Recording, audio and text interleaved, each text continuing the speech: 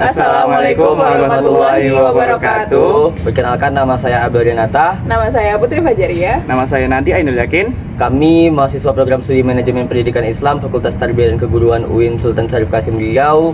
Kami melakukan observasi di SMK FIK Sari Pekanbaru dengan mata kuliah kewirausahaan pendidikan dengan dosen pengampu Bapak Naskah SPD MPDE.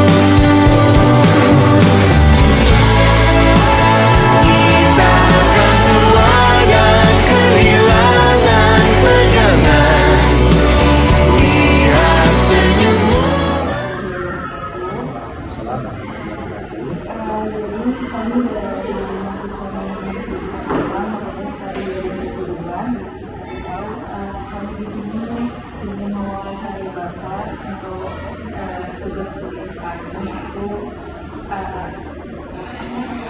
kewirausahaan pendidikan. Jadi kami di sini mengatakan tentang kewirausahaan yang ada di sekolah ini. Sebelumnya kenalkan dulu nama saya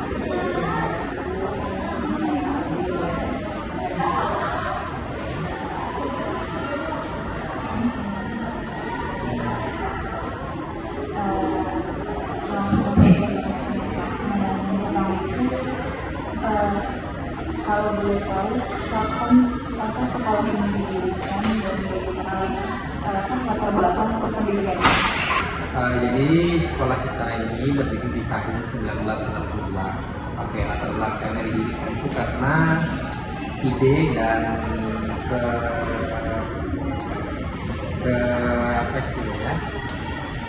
keheranan yang dilihat dari para lulusan sarjana dari Riau, lihat bahwa ini ada potensi untuk bidang kesehatan. Sebaiknya kita tidak perlu lagi mencari atau mengenyam pendidikan di luar kota. Jadi terinisiasilah ide ini untuk mendirikan namanya sekolah asisten apoteker di tahun 1962. Setelah tahun 1962 berdirilah Kesara namanya, yang didirikan oleh Ikatan Sarjana Riau. Sehingga berjalan waktu dari tahun ke tahun sehingga banyak sekali peminatnya, karena memang sekolah asisten apoteker pertama di Provinsi Riau, bahkan pertama di Sumatera pada tahun itu, dan berkembang pesat karena antusias dari masyarakat yang banyak dan bisa langsung bekerja sebagai asisten apoteker. Pada sekitar tahun 2005 itu ada regulasi yang harus mengganti nama menjadi sekolah menengah. Jadi berubahlah menjadi sekolah menengah farmasi, yang awalnya SAA menjadi SMK.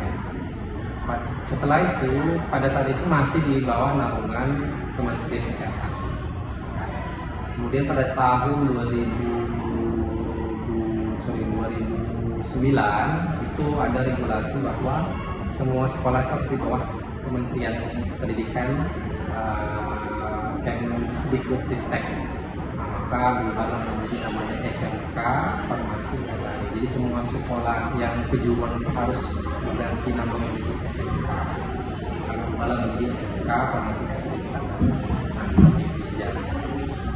Ini sekolahnya Ini sekolahnya swasta. Iya. Cuma kita berada di bawah naungan Yayasan Unif Riau, UNRI. untuk program yang kamu menjadi ciri khas di sekolah itu ada? Programnya pasti kita mencetak lulusan yang bisa berkompetisi di dunia usaha maupun industri sehingga siap untuk bekerja. Yang paling utama itu di bidang kefarmasian. Dan kita juga ada 2 prodi lain seperti kimia industri dan teknik laboratorium medik di bagian rumah sakit untuk pemeriksaan.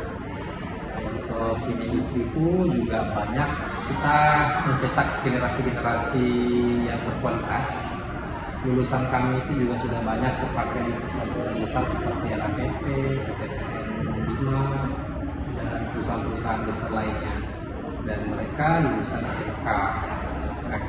Kemudian programnya kita juga menerapkan kedisiplinan yang baik sehingga anak-anak kami ini lebih teratur, lebih hormat kepada yang tua, yang muda, dan berteman dengan baik sama mereka. Kemudian kami juga ada program namanya Teaching Factory. Artinya itu dalam bahasa Indonesia-nya itu pabrik di sekolah. Kita punya pabrik di mana bahan-bahan dasarnya itu seperti ini di Palimpangan. Jadi kita memproduksi produk namanya Brandis dan itu kita jual ke pasaran. Dan alhamdulillah sudah sampai seluruh provinsi Riau dan kita juga pernah juga sampai ke Jawa karena kan kita juga ada jual di marketplace. Jadi sampailah ke luar provinsi Riau. Alhamdulillah anak-anak kita libatkan juga dari segi produksi, mulai dari produksi, kemudian pengemasan sampai dia dijual. Sampai saat ini tuh jumlah pendidik, tenaga kerja sama siswanya itu Kalau untuk pendidiknya 75 orang, kalau untuk muridnya 798.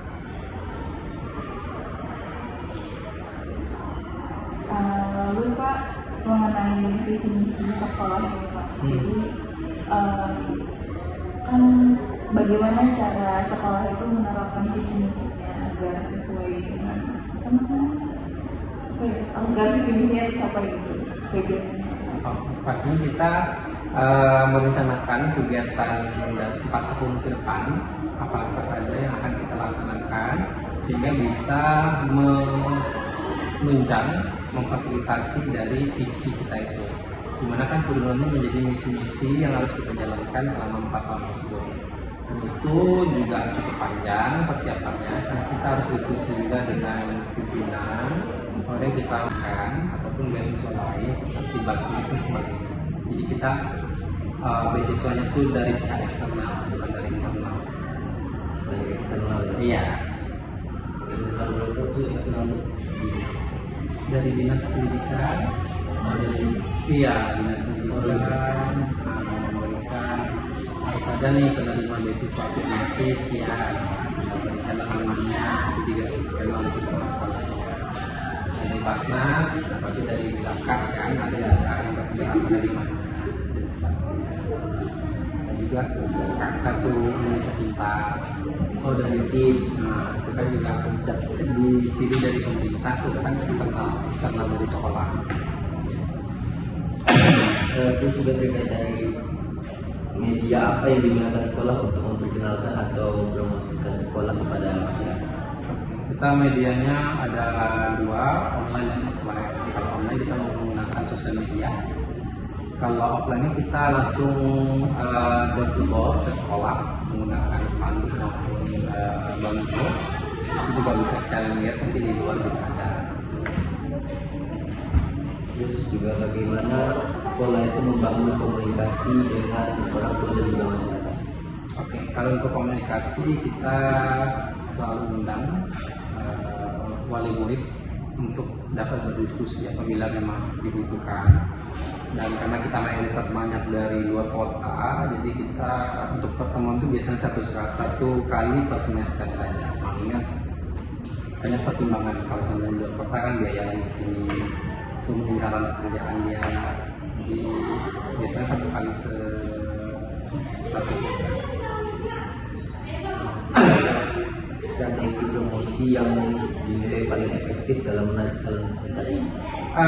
Dari mulut ini. Ya, misalnya promosi dari keluarga ini ke keluarga ini, jadi lebih merekomendasikan. Nah, itu yang lebih yang sangat tinggi. Nomor 2 sosial media. Pak, ingin bertanya Pak, bagaimana sekolah meningkatkan kompetensi guru dan tenaga pendidikan? Kalau untuk meningkatkan kompetensi, yang pastinya kita memberikan kesempatan kepada guru untuk mengikuti pelatihan maupun upskilling kalau untuk guru kejuruan yang tersedia di luar sana, seperti dari Kementerian Pendidikan Dasar dan Menengah, ada juga dari BGTK Provinsi Riau, dan ada juga dari BPMP. Itu bisa diikuti. Dan yang kedua, kita juga selalu mengadakan pelatihan untuk guru 1 kali setahun. Setiap tahun ajaran baru kita melakukan pelatihan untuk mengasah dan meningkatkan kemampuan dari guru kita agar siap untuk melakukan pembelajaran ataupun pengajaran dan mendidik anak kita lebih baik lagi. Untuk guru-gurunya apakah sekali setahun tadi yang Bapak sebutkan rutin ikut pelatihan tadi atau gimana? Iya, wajib semuanya. Selanjutnya, bagaimana sekolah melakukan evaluasi terhadap kinerja tenaga pendidik? Kalau untuk evaluasi kita melakukan supervisi. Nah, supervisi itu kita lakukan yang terjadwal itu 1 kali 1 semester. Dan kalau yang tidak terjadwalnya itu sidak kapan saja. Yang menjadi supervisor tadi siapa? Supervisornya itu dari kepala sekolah dan wakil guru. Bapak sendiri yang Iya. Selanjutnya, bagaimana sekolah menjaga dan meningkatkan mutu pendidikan? Kalau untuk menjaga, pastinya kita tetap melaksanakan pembelajaran dengan sesuai dengan kurikulum yang telah ditetapkan oleh pemerintah, yang yaitu dari Kementerian Kemdikbud. Saat ini kurikulumnya kurikulum mereka, dan kita mengikuti segala aturan yang telah ditetapkan. Kemudian kita juga mencoba mengembangkan segala kebutuhan dari kompetensi kalian kita, dan kita juga mengundang Budi untuk bisa kita terapkan ilmunya di dalam pembelajaran di sekolah kita. Jadi untuk turunan capaian pembelajarannya bisa kita sinkronisasikan dengan kebutuhan Budi, dan kita seperti tadi kita evaluasi sekali 1 semester untuk pembelajarannya agar kualitas dari pembelajaran tetap terjaga. Dan kita juga memberikan kesempatan perbaikan kepada murid-murid kita apabila memang dirasa butuh untuk perbaikan karena tidak tercapainya dari KKTP yang diharapkan. Kurang seperti itu. Selanjutnya, bagaimana sekolah mengevaluasi kualitas layanan pendidikan Pak, yang diberikan sekolah? Kita memberikan feedback pada setiap yang berurusan dengan tenaga pendidikan, di mana di sini kan TU, dan mungkin pelayanan lainnya seperti perpustakaan dan sebagainya, itu kita ada feedback, dan ada juga kotak saran, gitu, agar kita bisa tahu di mana kekurangan dari pelayanan kita selama ini. Apa upaya yang dilakukan sekolah untuk memenuhi harapan peserta didik dan orang tua? Harapannya yang pasti kita memberikan peluang kepada lulusan kita untuk bisa langsung bekerja, di mana kita ada namanya BKK, Bursa Kerja Khusus. Kita memfasilitasi lulusan kita agar bisa langsung bekerja, dan kita akan dampingi mereka sampai mereka diterima bekerja. Nah, jadi itu yang kami berikan agar lulusan-lulusan kita tuh merasa dia tidak salah tempat, merasa dia bahwa oh ya ini di sekolah yang tepat nih, jadi kita bisa memberikan peluang untuk mereka bekerja.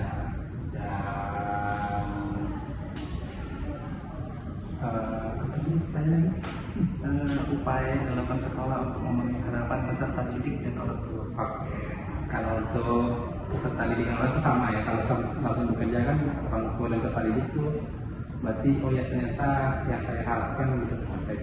Dan kita juga memfasilitasi murid kita untuk melanjutkan ke pendidikan yang lebih tinggi, dimana kalau untuk informasi biasa bisa langsung ke Stifal tanpa tes. Dan kita juga memfasilitasi dengan kampus-kampus lainnya. Jadi kita memang peduli dengan lulusan kita, apapun kendalanya akan kita bantu walaupun dia sudah menjadi alumni. Sekian observasi kami hari ini. Kesimpulan dari observasi ini adalah yang pertama yaitu sekolah ini tuh didirikan di tahun 1962. Nah, oleh Ikatan Sarjana Riau yang disingkat Ikasari karena kebutuhan akan pendidikan farmasi di Provinsi Riau. Nah, awalnya sekolah ini tuh bernama Sekolah Asisten Apoteker yang kemudian berubah menjadi Sekolah Menengah Farmasi dan akhirnya menjadi SMK Farmasi pada tahun 2009. Nah, SMK ini memiliki 3 program keahlian, kefarmasian, kimia industri, dan teknik laboratorium medik dengan 75 tenaga pendidik dan 798 siswa. Sekolah ini fokus pada penghasilan lulusan yang siap bekerja dan memiliki kedisiplinan baik. Mereka juga menerapkan konsep teaching factory, memproduksi produk dan menjual secara komersial. Sekolah ini juga terus berkembang dengan infrastruktur yang luas, termasuk 27 ruang kelas dan juga 9 laboratorium. Mereka telah mencapai prestasi sebagai sekolah farmasi terbaik di Provinsi Riau dan aktif dalam berbagai lomba. Dalam hal biaya pendidikan, sekolah ini juga menyediakan rancangan-rancangan anggaran yang tidak memberatkan siswa dan dapat mengcover operasional, serta bekerjasama dengan Dinas Pendidikan untuk program beasiswanya.